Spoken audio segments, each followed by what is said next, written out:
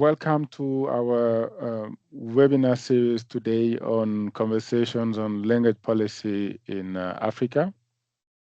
We are very pleased to have today our colleague from the University of Lagos, Dr. Kenneth Obiorah, who is going to talk about challenges and initiative in radio language policy implementation in Nigeria. So please, dear colleague, I will give you just time to introduce yourself and also start your presentation. But before this, I would just recall the audience, the main concern that we have here. You wrote in your summary that the concern of radio language policy in Nigeria is uneven. The multi-annual broadcasting, which overtly appears in Nigerian radio, is a subject of this webinar. It explores radio stations' implementation of the legal positions on the use of various languages by Nigerian radio stations. And your paper highlights the nature of implementation and practice. And your study also argues that while multilingual radio broadcasting in Nigeria is both possible and beneficial, effective implementation is required. So, dear colleague Obiorah, we are very pleased that you can share with us today some insight on your study. Please, you have the floor. Okay. Thank you very much, Dr. Diallo, and thank you my listeners. Sorry, I'll be speaking directly to my slide because I don't know why I'm finding it difficult to share, but I think it's okay if I can just go on. Yes, go ahead. Go ahead. Okay. So my name is Kenneth Obiorah, and I'll be speaking on the challenges and the initiative in radio language policy in Nigeria. As the purpose of my presentation and more or less like the content of the presentation is to highlight the legal frameworks that provide what I call a soft landing or an initiative to have a multilingual broadcast practice, because Nigeria does not officially have a radio language policy. So what I'm to do here is to look at the actual practice of broadcasting in many languages, the initiative, the challenges, and then we can discuss or ask questions. So I want to provide some background here. Nigeria, as many of us know now, is a home to 540 languages. And these 540 languages has been classified, some as official language, some as major language, and some as minor language. English is a connecting point for all the speakers of these 540 languages. And we have the indigenous languages that are classified as major indigenous languages, which are the Igbo, Hausa, and Yoruba. So these languages, they have their appearance in the media, but at different level. And like we know, the media is an avenue of language promotion and development, and radio is one of them. And radio is something that is very accessible to Nigerians, both in rural, urban, and even semi-urban area. So radio is very important to language development, even language preservation in Nigeria to some extent. So the case here is that Nigeria has a language policy that provides guidelines for the official use of various Nigerian languages, but Nigeria does not have a language policy. So like I said, what I did in this study is to highlight some of the legal frameworks, the national legal frameworks that gives freedom to receive information in any Nigerian language without any hindrance. And I want to say that the Nigerian Broadcasting Code of 2014 actually provided that broadcast communities must take cognizance of languages spoken within their specific community. And Article 8 of that policy also stipulates that broadcast media organizations must ensure that at least 60% of their programs are broadcast in Nigerian language commonly spoken in the communities they serve. But these national laws or national documents did not actually specify how many languages to be used, when, and how. So these are the radio station I've chosen to study here are the stations that attempt to imbibe the stipulation of this national document. So the objective here is to actually look at the actual practice in absence of codified language policy by the national body. So what I actually did is to analyze the two federal owned radio station, that is language owned by the federal government. So let me just give this background that Nigeria is a federation where we have the federal government and the 36 federating units.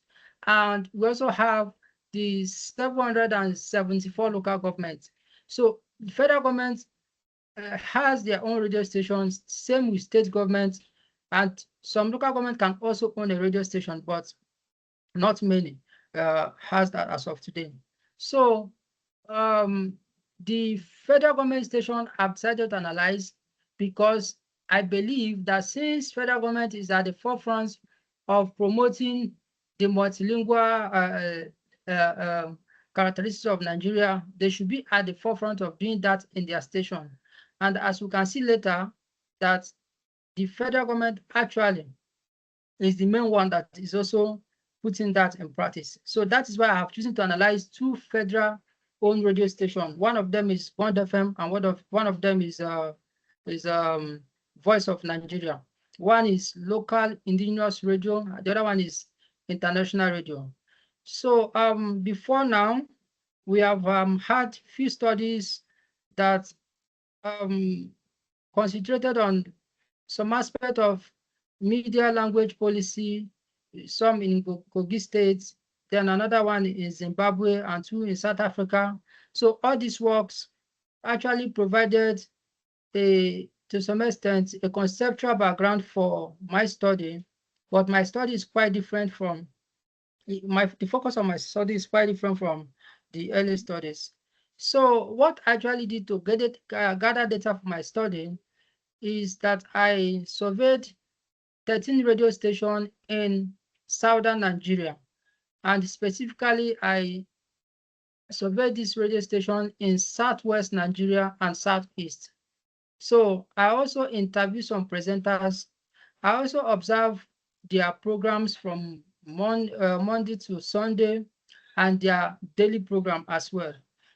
So on the process of visiting the radio station, I also looked at the document that contained the program they used to broadcast from morning to night, so as to be able to see if what they actually have in that document, if that also corroborates with what they're actually practicing, and some of the things the presenters said during the interview. So some of my findings I'll try to present now. First of all, from what I observe, I find out that in Nigeria, or using the data from this southern Nigeria right now, there is three types of implicit language policy. And one of them is monolingual radio language policy, where you have the use of only English in a radio station. During this research, I was not able to come across where only the indigenous language is used in the radio station. So there is a monolingual radio that uses only English. And there is also a bilingual radio where there's a use of English and the local language. But the beautiful thing about this is that there are some radio stations that give more time to the indigenous language than English, while there are also some that focus more on English than the local language. So it's vice versa. It's not just it's not just concentrating on English because it's language with larger audience in Nigeria and all that. And there is also this multilingual radio. You know, multilingual radios are stations where you find 3 or more languages, and there is different dimension of multilingual use of this language in the station. One, you will see some stations that use up to 4 languages. For example, you see station like Ray Power using 4 languages of Hausa, Igbo, and Yoruba, and English. But you find out that these 4 languages, they only use 3 languages in a day. They just give 1 hour to a particular language in a day. Like in Ray Power on Wednesday, they give 1 hour to Igbo, 1 hour to Yoruba, and 1 hour to Hausa. So the station that I use for this study, which is the Bond FM and Voice of Nigeria, in this station, they make use of the languages every day, and they allocate at least 1 hour, 30 minutes to every language every day. So, like the case of Bond FM is an indigenous radio that has operated for over 30 years. They only make use of indigenous languages of Hausa, Igbo, and Yoruba. And in this station, they give more time to Yoruba because Yoruba is the language of the immediate community. And Yoruba is also perceived to be a language with larger audience because Voice of Bond FM is in Lagos, and Lagos also has the other 5 speaking states or Yoruba speaking states around it. So Yoruba in this case is a language of the immediate community and language with larger audience. So the station gives more time to Yoruba. For instance, their program opens by 6 a.m. with Yoruba program. The Yoruba program will continue till 11, and Igbo program will take over till 1. Then 1 p.m. Then Hausa program will come on to 3 p.m. And then Yoruba program will now continue from 3 p.m. to 11 p.m.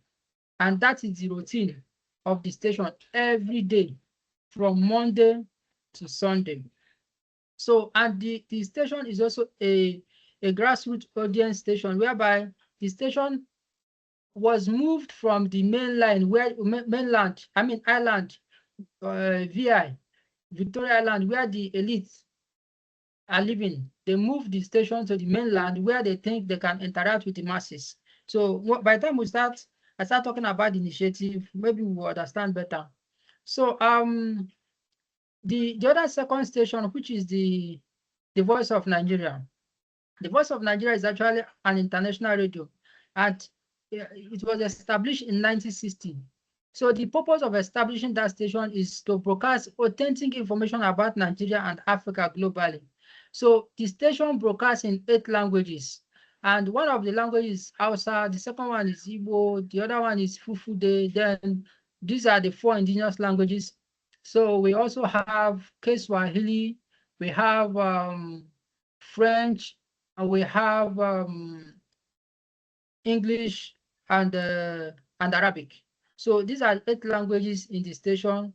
And what they usually do, because it's majorly a news station, once they start news, first of all, the news will happen in English, followed by other languages. And apart from news, we also create content programs in other indigenous languages that, content that has to do with culture and tradition and all that. So my key finding is that the major languages in these two stations dominate. For example, when you come to the first station I mentioned, which is Bond FM, you find out that the Yoruba is dominating. The other two stations, the other two languages are underused. And um, when you come to Voice of Nigeria, English is dominating, and the other 8 languages are underused. Okay, so looking at what the language practice in these two stations, I can also say that what you have there is implicit multilingual radio language policy that attempts to do to some extent what this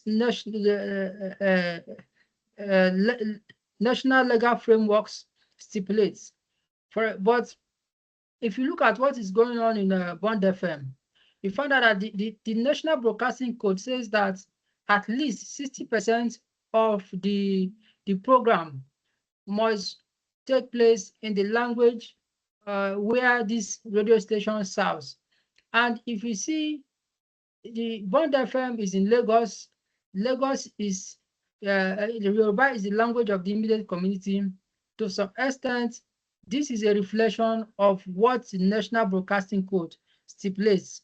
But you can also not say that for Voice of Nigeria, because Voice of Nigeria is an international radio, so it tends to give more time to English, and other Nigerian languages now became an underused language in that station. So I want to talk about the initiative that has helped to sustain the program. One of the initiatives that we can see in these two stations is that they have bias for languages with larger audience. English is a language with larger audience in Nigeria and outside Africa. So for Voice of Nigeria, they actually give more time to English, unlike Hausa, Igbo, and Yoruba, Kiswahili, Arabic, and Fufude. So the same thing with Bond FM, where you have more time given to Yoruba because of the Yoruba speaking community in Southwest Nigeria, and the fact that it is the language of immediate community. Then another initiative that has been able to help to sustain the program is that the programs they promote, the cultural programs, cultural content programs they promote, like oral traditions, having proverb, having quiz, organizing children's play, and all that. So that has been able to sustain the program as one of the initiatives. And there is also audience participation, especially in Bond FM, where there is a phone-in program. People can phone in the indigenous languages, answer questions, make 1 or 2 contributions, win something. Okay, so this has able to also sustain the program. And then there is this community cultural event that Bond FM always organize every year that brings the listeners to the station. They will invite entertainers from movie industry, comedian, and they will invite their regular listeners and people that have won award in the station over some period of time. So they will invite them to come over for the program. They will deliberate. The audience will also suggest the different ways that the manager of the station can also improve their service, and the station at the end of the day will incorporate that. So that has been some of the initiative that has sustained the station. But then I want to also talk about some of the challenges I saw there. One of the challenges I saw there is the issue of staffing. I found out that the languages that are underrepresented don't have enough staff. For example, if you go to Voice of Nigeria, you will see that Yoruba, Igbo, and Hausa, they do not have enough staff compared to English. And some of their broadcasters are old, so to speak. that are senior members of the station. So you get worried about what will be the fate of these languages if something happens, if one of the staff decide to resign, and if they don't have younger staff that will take over. If one resigns and they employ another staff, how would that person learn? So I start as a challenge to the station. Even their offices, their offices, the equipment and all that, some of them need all this equipment, but I think Kenneth is, hopefully he can join us, but in the meantime, I will come back to his talk to just repeat some central ideas that he mentioned in his talk. First, our colleague Obiorah reminded us that in Nigeria we have more than 500 languages, and that these languages are, yes, dear colleague, can you join us?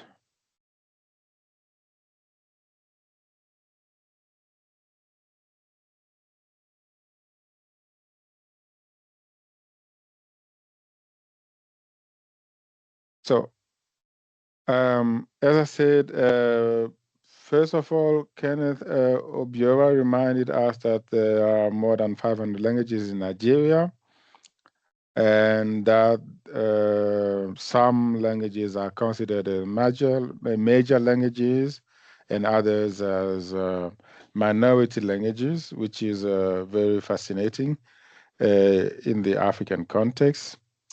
And also that English is all playing a key role in the interplay between these languages in the linguistic landscape of Nigeria. So at the same time, he also stressed the fact that radio broadcasting is a very important instrument of communication and even development in the Nigerian context, because it is accessible in rural and urban contexts, which is also one of the key information that we could discuss today.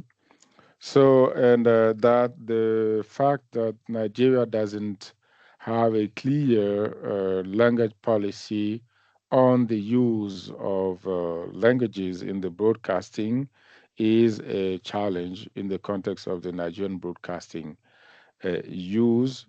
But he just wanted to focus on two main Nigerian radio stations, namely Band FM and the Voice of Nigeria.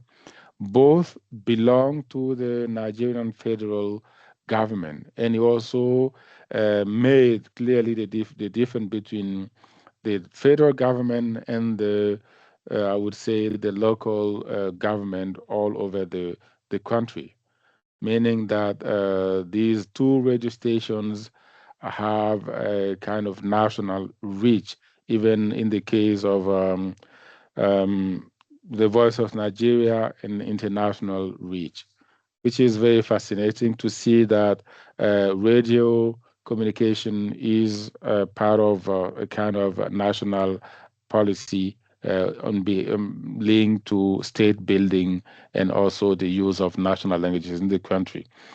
But he also reminded us that these radio stations did not use only African languages, because they use very widely English, and also French, and they also use Arabic, that is also an African language, but also non-Nigerian languages like Swahili, which is very fascinating, meaning that the Voice of Nigeria is also playing a kind of a role of Pan-Africanist like instrument for communication between the different cultures and countries in Africa. I would like to remind you one of his key findings when he said that he found out three types of implicit language policy in his survey that he undertook in the southern east and southern west parts of Nigeria. And he said that the first type is monolingual policy in broadcasting, where you can find some radio stations that use only English. This was actually one of the questions that I was preparing to him. And dear colleague Obiorah, are you back? Yes. Yes. Okay, thank you very much. So, sorry for the network problem, please. So, like as I was saying before, I think I was on, let me recap on where I stopped on the challenges that I think that the station was facing. So I said that one of the challenges that we're facing shortage of staff, that the staffs that broadcast in the languages that are under use in the two stations are not many.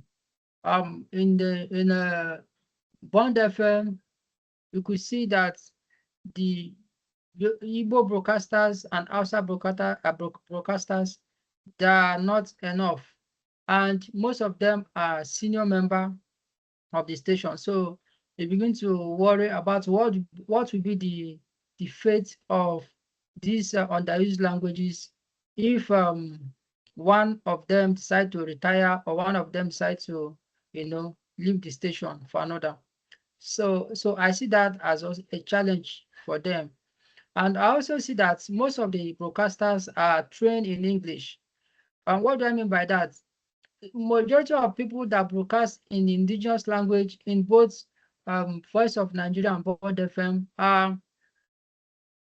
they were not trained in the indigenous language. They were trained in English. So what qualified them to broadcast in those stations is the fact that they are native speakers of the indigenous languages. It's not because they studied it in school. Some of them now gather their news in English and then translate it to either Yoruba, Hausa, or Igbo to broadcast. And we also know that in the process of trying to translate this content, a lot is lost. So in one of the things I recommended in my study is that there should be a standard curriculum for broadcasting in indigenous language. I'm happy about the fact that before now we used to have a mass communication department, but now mass communication department has been unbundled by Nigerian University Commission into a faculty.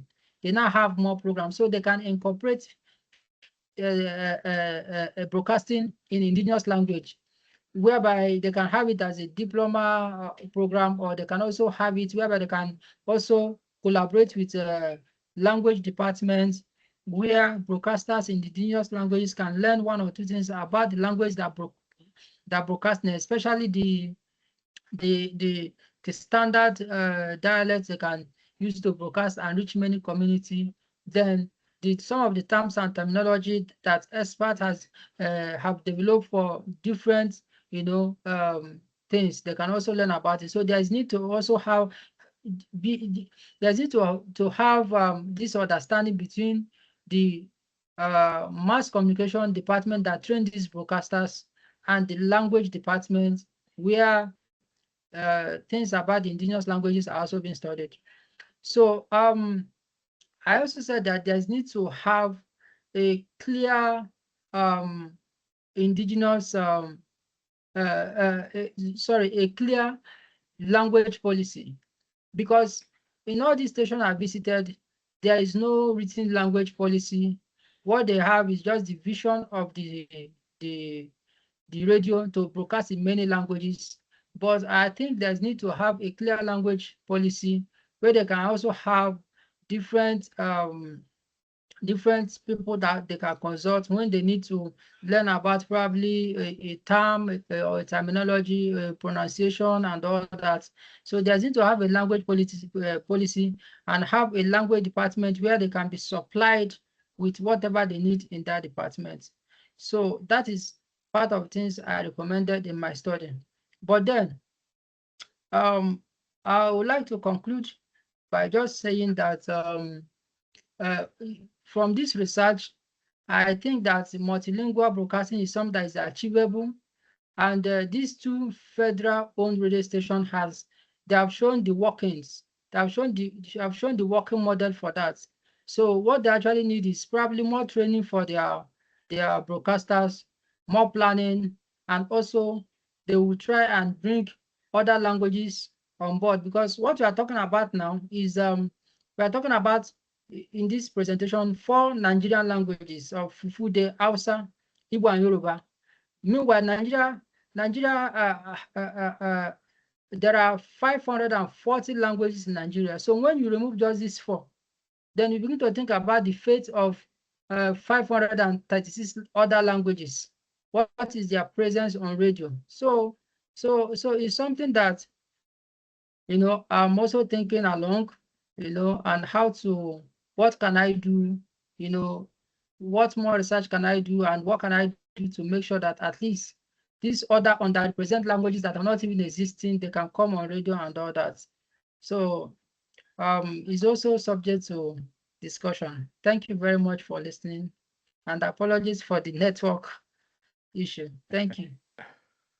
Oh, thank you. Thank you very much, dear Kenneth Obiorah. This is really a very interesting topic, and it is up to date. These are very clear aspects that are linked to language policy in the African context and the role of language in the whole process of identity and development and etc. in the African context. Thank you very much for your highly interesting, I would say, insights. Are there questions? Are there questions? Please do not hesitate. If you have questions, you can write in the chat. But in the meantime, I will come back to the summit that I started. I started before when you were out of the connection. So I have a question. So how comes that a radio station in Nigeria, you said that you found out 3 different types of implicit language policies. The first is monolingual, where the radio station would use only English. Am I right? Kenneth, am I right? Yes. And the second type is bilingual, where you have a mix of English English. and indigenous languages, more or less. Yes. Uh, and the third type would be multilingual radios, where you have the use of more than 3 languages, but Yes. always with English somewhere. So how Yes. comes that a radio station in such an linguistic environment can use only one language? So how can this happen? Can you explain us how can such thing, how can motivate such decisions, or such decision Okay. can be motivated? Um. So, like, can you hear me, please? Yes. Okay. Thank you. So, wow. Okay. Sorry, I just saw something funny. So, in in place like let me cite a typical example in a station like last GD FM. Okay, they initially starts with a Yoruba program. Okay, so they will initially start with the Yoruba program, and they will broadcast news in Yoruba. They will also do language review in Yoruba. By 10 o'clock, they will start playing music in English. start broadcasting news in English, and after 3 hours, the Yoruba program will come on. So, like I said, that is vice versa, but they don't, it's not that they miss the program together. No, they will start with one, then they'll move with another one. But one beautiful thing about it is that it's also a complete program because you will see that. Can you hear me, please? Yes. Okay. You will see that there is the program is organized. For example, those that need to listen to news, they will satisfy them by reading news to them. Those that want to listen to newspaper review in Yoruba, especially maybe those that are not literate enough to read, they will review the news program for them, tell them what is happening around. They play music in Yoruba. Then after that, another person will come on in English after some time, then read news in English, play music, do other programs. So it's not that they miss the program together. No, it is one after the other, one after the other. So I don't know if that has answered, but there's also, it is like I said, it depends on the focus of station. The stations that gives more time to Yoruba is a station that is owned by Lagos State government. And like I said before, Lagos State government is one of the federating units in the station, in the state, or in the Nigerian states. So the Lagos State government focus mainly on that indigenous language Yoruba. Even in that station also, there's another station, not that very one. There's another station whereby you have a very little time dedicated to Egu. Egu is one of the minority language in Lagos State. So it's just an interchange of the program and allocated different time. So I hope if that has answered your question. Yes, thank you very much. This is fantastic. We have here one question from Levi's Mungunya. I hope I could pronounce it good. Well, so any Levi's asks, if there are private radio stations and Okay, who owns these stations and what languages do they broadcast in? okay, yes. There are many private radio stations in Nigeria owned by individual. Most of the private radio stations, they broadcast in English. Okay. So like there is one called Sport Radio, purely English. Okay. So most of the private radio stations that are owned by individual, and they broadcast mainly in English. Okay. They don't, most of them even play English musics. All this music, Nigerian music, but in English. Some of them have lyrics in the indigenous languages. But we hardly, there are also occasional where you have high life presentation high life music presentation that will also have indigenous languages, but the language of the presenter majorly in the private radio stations are in the language they speak are majorly English. So another question there that say, if the presenter can speak Yoruba or Hausa, what will be the need to undergo language class? Like I said before, for me, I think that you can speak a language as a native speaker. What happens when you cannot write the language? Okay, because let's assume you want to read news and you have written your news down and you are not available to read it. If there is no other person that can read what you have written, that means there will be a problem. That is when I talk about the issue of shortage of staff. Because when you can speak Igbo, you can speak Yoruba, but you cannot write them. You don't know the standard way of writing. You don't know the orthography in the language. You don't know the standard way of writing it. If another person cannot read the news that you have written, that means if you are not around, the program will shut down. So I don't know if that has answered the question from Levis. So there's another question there also in the chat box. Say, are there not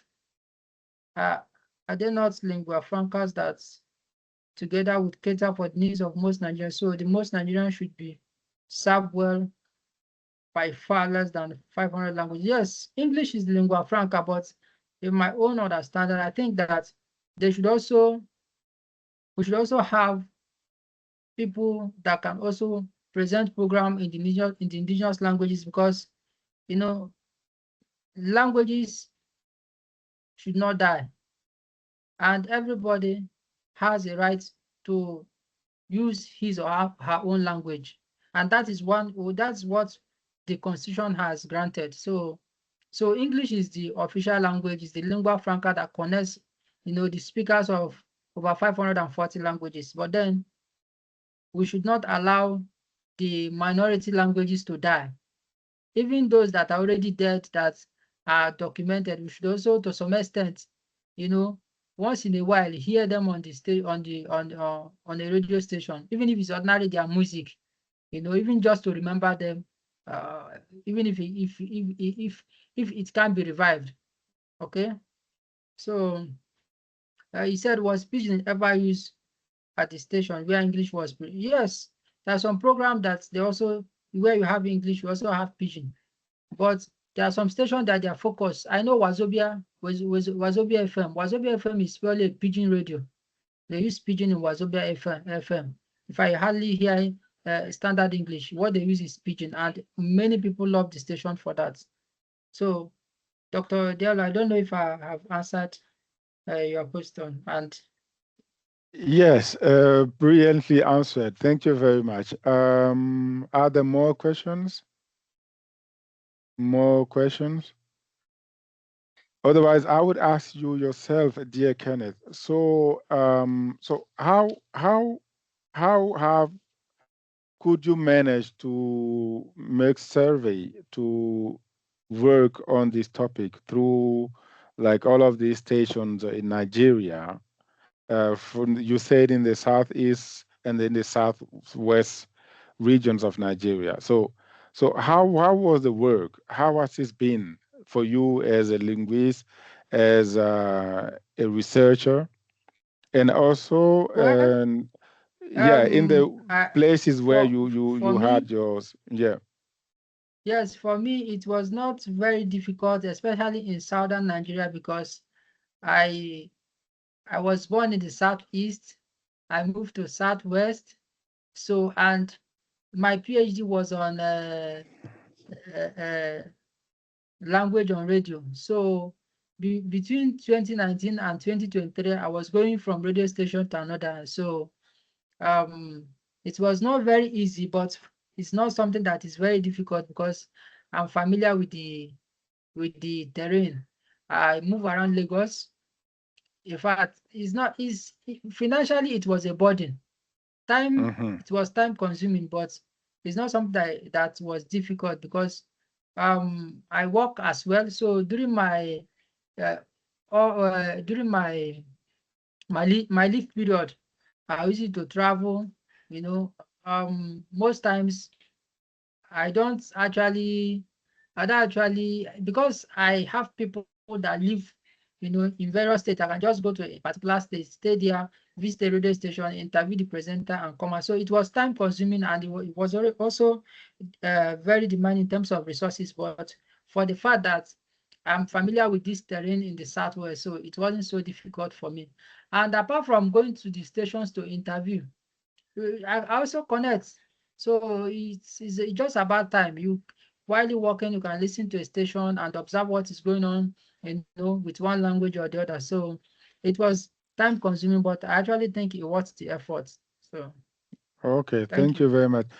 Dear colleague Menzi Tango, could you write your question? I don't know if you could access your microphone. Otherwise, if you could write, I think you rose your hand. Um,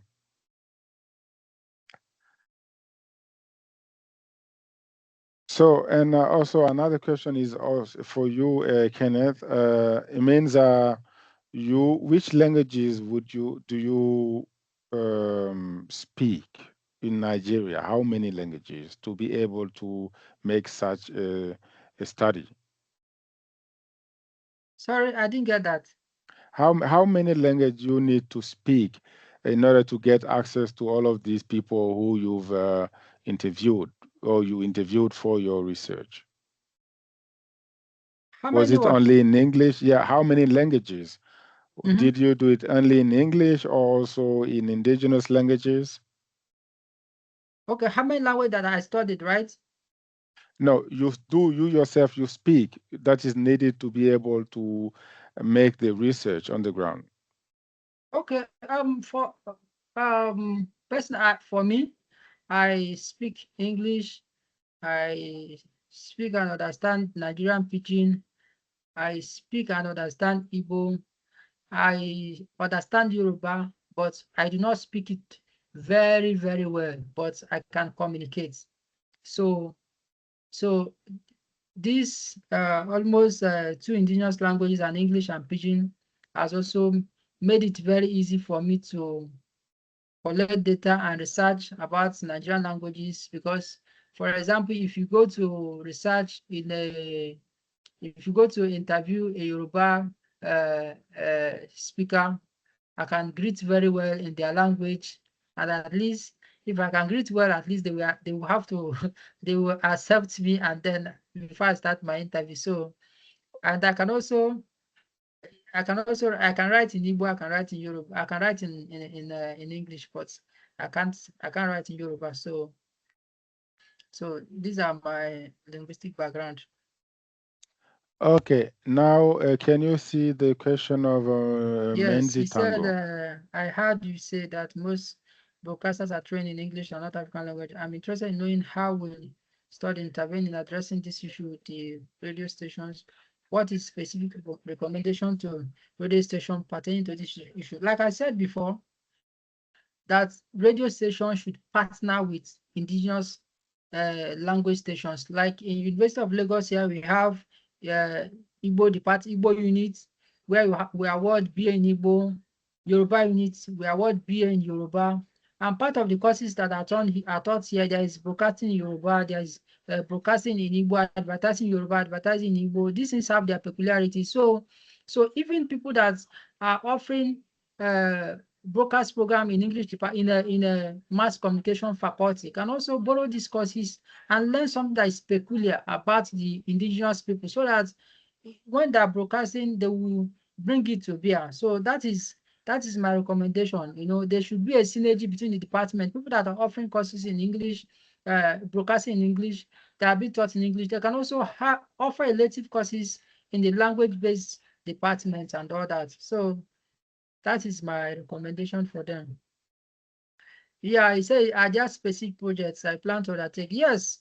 Um, I'm trying, since after my PhD, I'm trying to discuss with there is a particular unit of my university that we can propose a program. So I'm trying to see if I can propose a diploma in broadcasting, whereby we will connect those in language, diploma in indigenous broadcasting. So that will connect those in indigenous the language department and broadcasting come together to give all these senior broadcasters and even younger ones, you give them opportunity to learn things that are peculiar about indigenous language that they were not able to learn in the university. So it's something that I'm putting together. So hopefully soon we'll have something like a diploma in broadcasting in Igbo, Yoruba, and all that. And it's going to be a very short course for them, like 3 months, 6 months, and that will also, serve as something they will learn while doing the program.